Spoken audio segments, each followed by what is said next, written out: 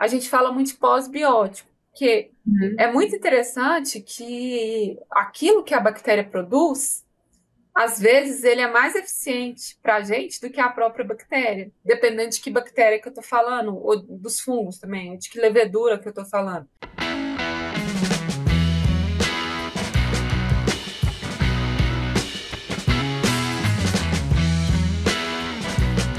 Olá, pessoal, bem-vindos, bem-vindas mais uma vez ao Aviário Podcast. Eu sou Catarina Stefanello e hoje eu vou conversar com a professora doutora Bercholina Beatriz Fonseca. A professora Bia é médica veterinária, mestre, doutora, pós-doutora e atualmente ela é professora e pesquisadora na Universidade Federal de Uberlândia.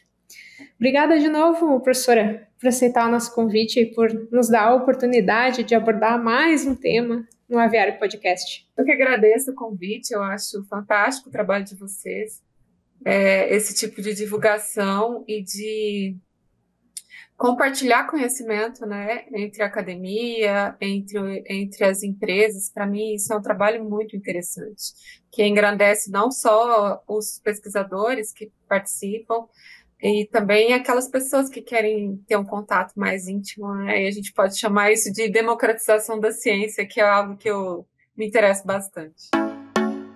Imagine ter à disposição uma solução que combine rapidez e interpretação personalizada para gerenciar os riscos das micotoxinas em sua empresa? A Pegasus Science é a resposta. Realizamos a quantificação em tempo real das principais micotoxinas, promovendo decisões mais assertivas, resultando em um gerenciamento macroeconômico e sustentável. Nós temos tido experiências bem interessantes, né, nos últimos meses, no último ano.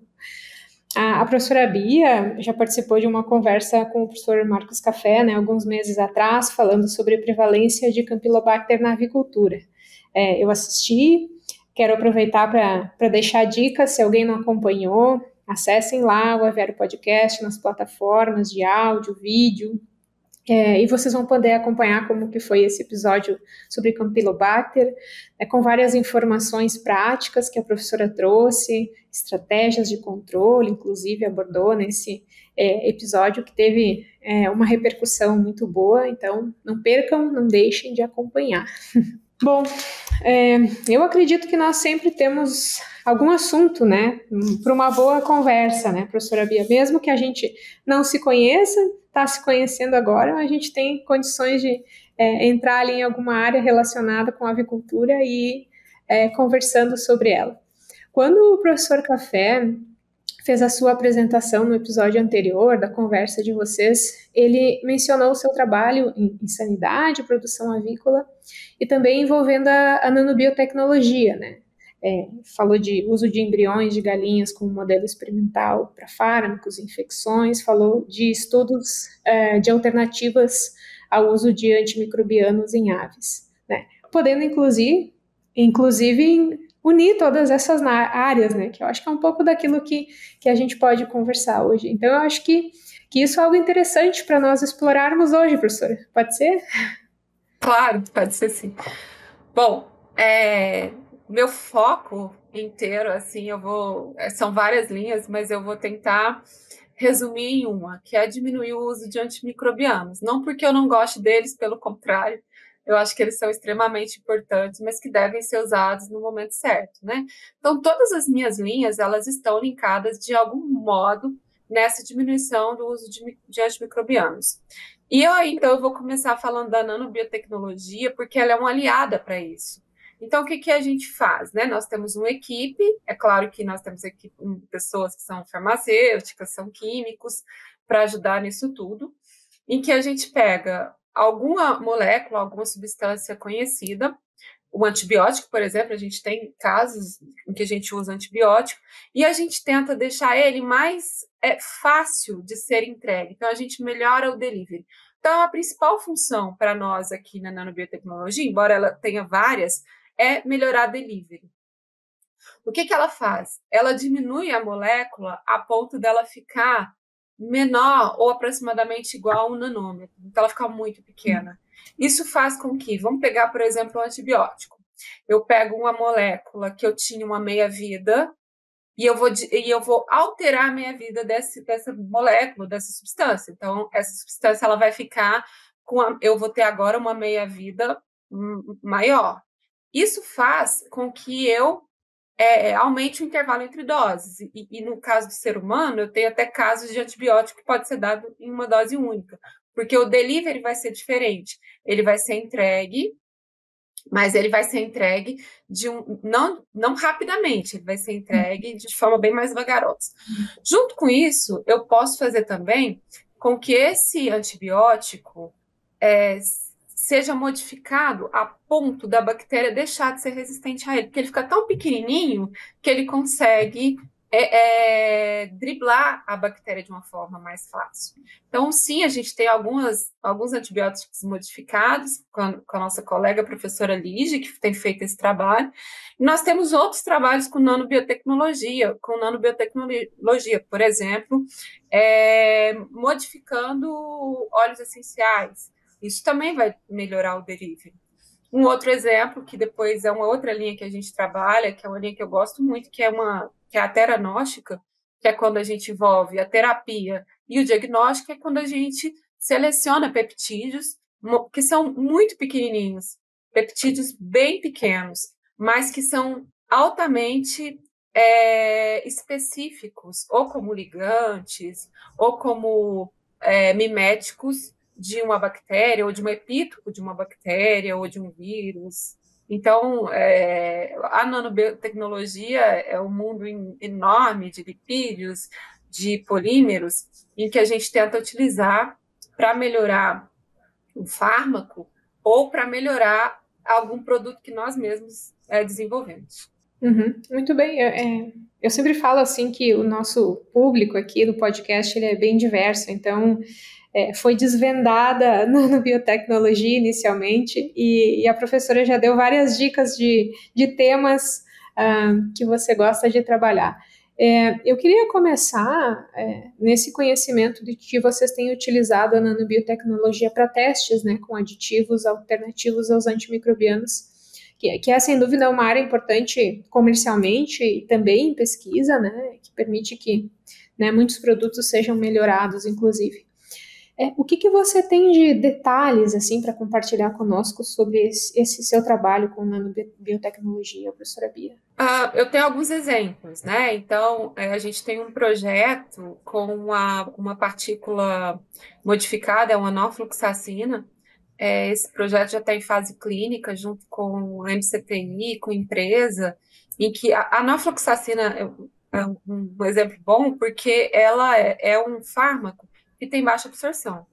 E ela é uma quinolona que já foi usado muito em animais, né?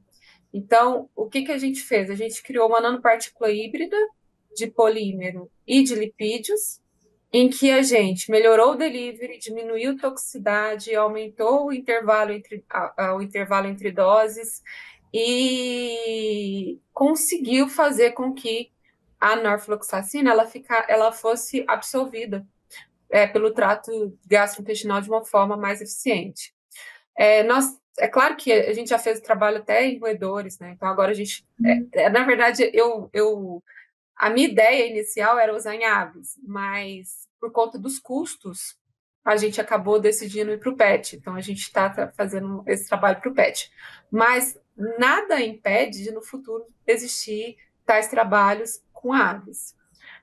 Um outro exemplo são óleos essenciais, que também é com a professora Lígia, que é da nossa equipe, em que ela também usa a nanotecnologia para que esses óleos essenciais, que às vezes são tóxicos, eles fiquem muito menores e comece a driblar, então, a barreira da resistência aos antimicrobianos. Então, a gente testou com várias cepas de aves e várias cepas resistentes de hospitais para humano. Então, esses são os exemplos que a gente tem.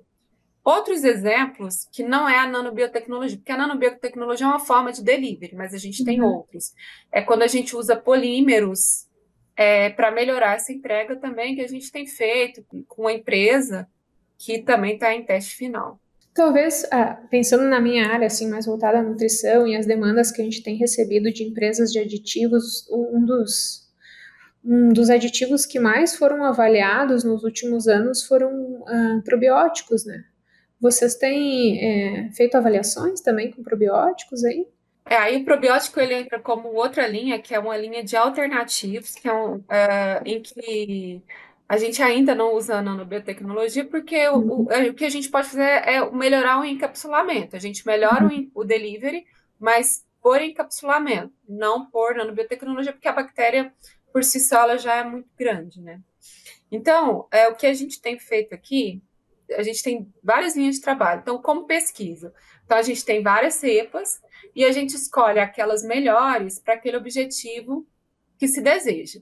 Então, o meu objetivo é controle de salmonela, então eu vou escolher as melhores cepas. O meu objetivo é qualidade gastrointestinal, então eu vou escolher as melhores cepas para qualidade intestinal. Então, a gente vai de um trabalho que vai desde o in vitro até o trabalho in vivo. E depois a gente vai para esse trabalho de encapsular esses probióticos. Só que a gente não trabalha só com pesquisa, a gente também está fazendo isso com empresas. Então, a gente tem selecionado algumas cepas para empresas, dependendo do objetivo que ela quer. Eu quero para controle de ABEC, então a gente vem e seleciona. Então, meu laboratório ele presta esse tipo de serviço, tanto em vivo quanto in vitro. E um outro que é interessante é que às vezes o produto ele já existe e a empresa que compra esse produto fala assim, olha, eu quero esse produto com o foco para a salmonela. Então você testa para a gente, às vezes ele pede até qual salmonela, porque os probióticos eles não são iguais. Então não dá para comparar o probiótico de uma empresa com o probiótico de outra empresa, porque é cepa dependente. Então não quer dizer que eu tenho um lactobacilo da empresa X que ele vai ser igual ao lactobacilo da empresa Y. Então, a gente faz esse tipo de seleção para as empresas. Tanto a empresa que comercializa, quanto aquela empresa que compra. Então, uma grande empresa, uns dias atrás, falou, olha, a gente precisa para esse foco, nosso foco é esse. Então, aí ele me deu vários probióticos e pediu para a gente ver qual que seria o melhor para o foco deles. Então, a gente tem feito esse trabalho tanto para pesquisa quanto para as empresas avícolas. E eu fiquei pensando aqui, né, nessa decisão, quando vocês vão avaliar aditivos, se eles vão ser avaliados ou melhorados com ou sem uso da nanobiotecnologia, vocês têm alguns critérios que vocês levam em consideração para fazer essa definição? Sim, depende do que a gente está falando, né? Como eu disse, probiótico a gente capsula, mas por ser bactéria grande, não é possível. Mas óleos essenciais, sim, extrato de plantas, sim, é possível. Então, depende do que a gente está falando. E até agora, eu citei a nanobiotecnologia com lipídios, com polímeros, mas a gente tem uma outra área que no Brasil ela é muito explorada para pesquisa, mas ainda pouco explorada para a área comercial, que são com os minerais, né? A gente consegue também melhorar delivery com minerais, né? Embora eu não tenha tantos parceiros que trabalhem com mineral mais, eu até tenho uns no INPE, mas para a área animal não tenho mais, é possível se fazer isso. Outra coisa que eu fiquei pensando aqui, tá? Tô viajando um pouco nas ideias, não sei se faz muito sentido, mas você tem percebido ao longo desses anos de experiência e de trabalho que os aditivos têm, sei lá, talvez utilizado uma tecnologia diferente, que hoje em dia eles vêm melhores para nós, quando a gente já chega ali nas fases finais de teste, ou ao longo desses últimos anos a gente não viu, assim, talvez grandes mudanças, porque a gente já tinha, talvez, aditivos muito bons ali alguns anos atrás. Quando você está falando de aditivo, você está englobando tudo, né? Pois é, poderíamos escolher um, talvez. Assim, porque é um mundo vasto demais, né? Quando você olha para a avicultura, eu acho que em termos de nanobiotecnologia, nós não temos muita coisa no mercado. Nós temos para o humano, e o Brasil tem problema de regulamentação ainda, né? Nós temos alguma coisa para pet, mas para a avicultura, eu desculpa se alguma empresa está me ouvindo, vocês podem me corrigir, mas eu conheço um que fala que tem um produto que é nanobiotecnologia. Mas ele não cita como, não cita o que ele está usando, ele simplesmente fala. E talvez a avicultura possa melhorar mais. É claro que, vez ou outra, algumas empresas mandam para a gente alguns ácidos, por exemplo, que é de difícil liberação. Provavelmente, eles utilizaram algum método de encapsulação que melhora essa liberação. Então, ele é de difícil liberação em condições de pH neutro, por exemplo, mas ele consegue ser liberado em condições, por exemplo, de intestino. Ótimo. Então, eu melhorei a entrega, mas isso não é nanobiotecnologia, porque acabou que eu fiz uma pesquisa ultimamente, uns meses atrás, e realmente achei um único aditivo que era nanobiotecnologia, mas a empresa dizia que era um segredo, eles não diziam o que é exatamente. Então, assim, focando na sua pergunta, sim, eu acredito que tem melhorado, mas eu acredito que tem espaço para melhorar muito mais. Que talvez seja uma dúvida comum, assim, até das pessoas que escutam e que estão pensando talvez nisso, né? Tem uma linha da biotecnologia que envolve a teranóstica, né? Que você comentou ali inicialmente, quando você estava nos contando com o que vocês trabalham, né? Que envolve diagnóstico, terapia, prevenção. Se nós pensarmos na pesquisa e na prática, né, como que nós podemos visualizar isso sendo aplicado? A gente tem que buscar o que é mais seguro, né? E aí para isso a gente começa desde as vacinas, né? Então eu vou dar um exemplo que é a seleção de peptídeos. Então a gente seleciona moléculas pequenas que são extremamente estáveis e a gente consegue usar essas moléculas, essas substâncias, né? Depende do que a gente está falando, mas nesse caso a gente está falando de peptídeo. Então a gente consegue selecionar esses peptídeos em que eu possa usar ele tanto para prevenção e terapia quanto para diagnóstico. Então vou te dar um exemplo. Você seleciona um ligante para Campylobacter, por exemplo. Então, são peptídeos que conseguem se ligar a Campylobacter, ele consegue diminuir a infectividade dessa Campylobacter, então ele reconhece ela, consegue diminuir a infectividade, porque ele consegue se ligar numa região específica, onde não permite que ela infecte mais as células. Então, aí eu já tenho um método de controle, de prevenção. Só que essa mesma molécula, esse mesmo peptídeo, é um peptídeo de reconhecimento. Então, ele se liga de uma forma estável. Então, eu posso usar ele também como diagnóstico. Que tipo de diagnóstico? Então, a gente tem vários tipos de diagnóstico. Por exemplo, sensores. Eu posso usar em sensores eletroquímicos.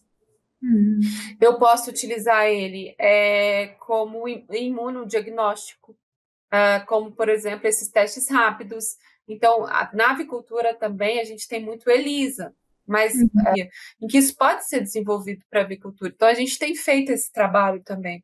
Inclusive, trabalho de inteligência artificial, que a gente tem utilizado para desenvolver esses testes. É claro que eu brinco que é meio frustrante, né, para o cientista, porque a gente tem trabalhado com isso há um tempo, tem muita coisa que é muito promissora, mas tem muita coisa que a gente faz e não fica tão bom. Mas a gente tem alguns peptídeos aqui que tem funcionado bastante e a gente acredita que eles possam vir a contribuir para o futuro. American Nutrients, entregando soluções tecnológicas para o bem-estar e segurança humana e animal desde 2007. Alicerçados ao conceito One Health, os produtos e a inovação da American Nutrients contribuem para a saúde humana, o bem-estar animal e a preservação do meio ambiente. Sim, eu sempre falo que as nossas experiências, o nosso próprio banco de dados, ele é tão importante, né? Sim. É bem complexo, mas eu acho que explicando bem vai ficando mais simples, vai ficando mais fácil, né? Porque é uma área que exige bastante conhecimento, né? E de certa forma é uma área bem inovadora, né? Bem interessante, professora. Nessa linha, professora, dos probióticos, que talvez o que eu tenho mais contato, e eles se intensificaram bastante nos últimos anos, foi interessante também. Como que vocês fazem essa seleção dos probióticos, já especificando um nesse caso? Então, nós temos, quando a gente fala de probiótico, é um mundo. E assim, eu acho que, e eu não julgo as pessoas, porque a gente tem, o ser humano, incluído eu, a gente tem essa mania de querer colocar tudo num saco só, mas não é tudo dentro de um bolo só. Então, eu já vi aqui o que é muito interessante. Cepas de bacilos subtilis de empresas, uma cepa que é completamente diferente da outra, e é da mesma empresa, só que são cepas diferentes. Então, é muito importante que se faça esse tipo de seleção. Então, quando chega para a gente, ou nós mesmos selecionamos, então a gente tem lá, vamos imaginar que a gente tem 40 probióticos. E aí, desses 40, eu vou escolher os melhores. Se eu não tenho um objetivo específico, o que é melhor para mim? Aqueles que mais conseguem inibir o maior número possível de sorotipo de salmonela, aqueles que conseguem inibir o maior número possível de espécies de Campylobacter, de APEC. Então, essas 3 bactérias, elas estão no nosso campo de visão, e Clostridium. Então, eu começo por aí. Então, quem são as melhores para inibir essas bactérias? Aí eu vou para um segundo momento, que é um momento extremamente importante, que as pessoas também não sabem. Algumas cepas probióticas, elas podem ser patogênicas. E a União Europeia, ela tem toda uma regulamentação para isso. Algumas cepas de bacilos subtilis, por exemplo, eles são patogênicos. Então, eu não posso selecionar sem trabalhar com toxicidade. Então, eu vou no cultivo celular. No cultivo celular, eu vou só naqueles que são extremamente inócuos para as células. Então, eu escolhi os melhores e os menos tóxicos. E aí, eu vou começar a refinar minha pesquisa. Como que eu refino? Eu faço testes de oxirredução. Então, aqueles que têm efeito mais protetor. E aí, eu vou para um teste de imunomodulação. Então, dos 40 que eu tinha, eu preciso diminuir para pegar só a cerejinha do bolo para ir para a próxima fase. E aí que entra o embrião. Na avicultura, o embrião ele é muito importante porque ele também já pode ser aplicado, né? Então a gente já tem todo um trabalho em ovo. Diferente da medicina humana, que o embrião é todo só o modelo, aqui na avicultura eu também posso ter um trabalho aplicado. Então eu pego esses melhores, então dos 40 que eu tinha agora, eu tenho aí 8, 6 talvez, então eu vou pegá-los e inocular no embrião. Então, quem que eu vou escolher? Aqueles que que são os melhores para o embrião no sentido de não levar mortalidade, não levar lesão, só que eu vou um pouco mais além. Porque aqui a gente tem toda uma técnica para retirar sangue de embrião, para avaliar a imunomodulação no embrião, para avaliar qualidade intestinal em embrião. Então, o embrião, a colonização. Então, eu já sei exatamente que cepas que vão colonizar, que cepas que não vão colonizar. Então, aí, desses 8, 6 que eu tinha, agora eu vou para a fase clínica. E quem que eu vou levar para a fase clínica, que é para o frango, ou para a poedeira comercial, ou para a matriz? Eu vou levar aqueles que são a cerejinha do bolo. Então, aqueles que colonizaram o embrião de forma eficiente, aqueles que levaram a imunomodulação também no embrião, que teve um efeito protetor e que melhor controlou aquelas bactérias que eu tenho interesse. E aí sim, eu vou ter certeza que eu escolhi as melhores cepas. Então, é dessa forma que a gente faz todo esse trabalho. Conseguimos ligar todas as áreas que nós mencionamos ali no início. E dentro disso tem coisas aí que são nuances que a gente também estuda. Por exemplo, a gente fala muito de pós-biótico, que é muito interessante que aquilo que a bactéria produz, às vezes, ele é mais eficiente para a gente do que a própria bactéria, dependendo de que bactéria que eu estou falando, ou dos fungos também, ou de que levedura que eu estou falando. Então, a gente tem teste também com aqueles metabólitos que foram produzidos. A gente também tem teste que é muito interessante, a gente inativa todas essas bactérias, a gente mata ela e coloca ela nos animais. Mortas, elas também funcionam. Então, nesse link que eu te expliquei, a gente tem alguns raminhos que a gente estuda ao mesmo tempo. Bom, eu gostei muito de tudo. Eu achei tudo muito interessante, várias coisas novas. E eu vi também, professora, que você tem uma linha, assim, que talvez, não sei, pouquíssimas pessoas pode ser que trabalhem nessa linha, que é a dos probióticos de última geração. Então, talvez para a gente ir se encaminhando para o final dessa conversa, ligando com um assunto anterior, eu queria que você trouxesse informações também sobre isso para nós. Na verdade, os probióticos de última geração, eles estão só no campo de pesquisa, eles são mais pesquisados para humanos, porque eu gosto muito de estudar os humanos, ou as bactérias que estão nos humanos, porque normalmente eles vêm primeiro por conta do custo, né, e por toda a questão que é importante controlar algumas doenças. Então, por exemplo, a gente tem alguns probióticos que não estão no mercado nem para o ser humano ainda, mas que já está sendo estudado. Começou de onde? Do sequenciamento. Então, a metagenômica conseguiu associar que algumas bactérias que estavam dentro do intestino humano, elas estavam associadas à ausência de, por exemplo, câncer, ou de doença inflamatória grave que tem nos humanos. E aí, o sequenciamento fez, e aí vem o isolamento para tentar isolar esse tipo de probiótico. Só que o isolamento desse tipo de probiótico, normalmente, é um isolamento muito, muito difícil. E muito, muito caro. Mas aí eles vão e conseguem isolar tais tipos de probiótico depois que fez essa associação, quando fez esse trabalho de sequenciamento. E aí a gente chama isso de probiótico de última geração. Então, eles são bactérias. Eu vou te dar um exemplo, às vezes fica mais fácil entender. O Bifidobacterium é uma bactéria anaeróbica. Então, eu preciso de um ambiente anaeróbico para ele crescer. Mas, durante determinado período de tempo, por exemplo, desde a coleta de um seco, por exemplo, de um animal, até levar ele para o laboratório, ele consegue sobreviver se eu tiver condições de gelo, mesmo ele sendo anaeróbico. Alguns probióticos de última geração, não. Então, quando eu vou coletar, eu vou ter que coletar dentro de uma câmara de anaerobiose. Então, imagina o fluxo de micro-organismo. Eu vou ter que ter um fluxo anaeróbico. E qualquer condição de oxigênio vai matar essa bactéria. Então, esse é um exemplo de probiótico de última geração. Então, na verdade, são trabalhos que a gente tem feito ou que a gente tem estudado, que ainda nem foi para pesquisa, que a gente tem estudado se vale a pena mesmo trabalhar com frango, porque eles têm um resultado fantástico para o ser humano, né? Tanto para câncer, quanto para doenças inflamatórias. Alguns já são usados para depressão em seres humanos, outros para obesidade. Então, esses ainda estão no campo de pesquisa até para o ser humano, e a gente está tentando colocá-los aqui dentro do nosso trabalho. Como que a gente faz isso?